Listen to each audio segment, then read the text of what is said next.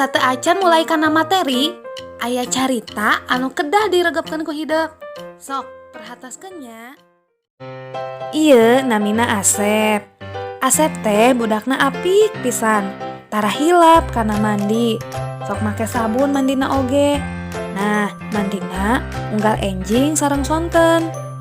Unggal enjing tara hilap karena sasarap heula lamun bade angkat ke sekolah. Teras sok pamit ka emak sareng ka bapa. Hidup oge kedah apik kana ngariksa awak nyalira. Kusabab aya ngariksa awak nyalira teh mangrupakeun kewajiban hidup. Nya kedah arapik, boh dina emamen tekenging seueur emam anu lada-lada, nu amis-amis, nu asin-asin, janten kedah saimbang sadayana nya. Ayeuna urang lajengkeun kana pembahasan huruf vokal sareng huruf konsonan bahasa Sunda. Huruf vokal dina bahasa Sunda aya 7. Nyaeta aosnya sasarengan A, I, U, E, O, E, E. Contohna huruf vokal A nyaeta hayam. Huruf vokal O nyaeta motor. Huruf vokal U nyaeta suku. Huruf vokal I nyaeta ngimpi. Ayeuna urang diajar ngabentenkeun huruf vokal E, E, Contoh kecap tina huruf vokal E nyaeta kembang, sendal.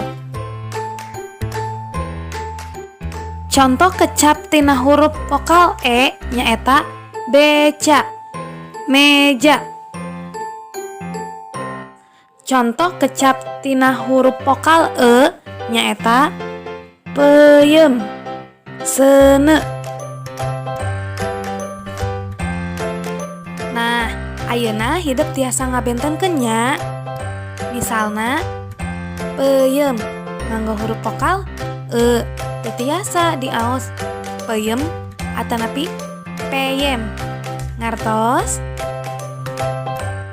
Teras anu ieu disebatna huruf konsonan. Huruf konsonan teh nyaeta anu henteu kalebet kana huruf-huruf vokal tadi. Huruf-huruf konsonan teh nyaeta aosnya sasarengan B, C, D, F, G, H, J, K, L, M, N, P, Q, R, S, T, V, W, X, Y, Z. Janten totalna huruf konsonan teh nyaeta aya 21 huruf. Ngartos?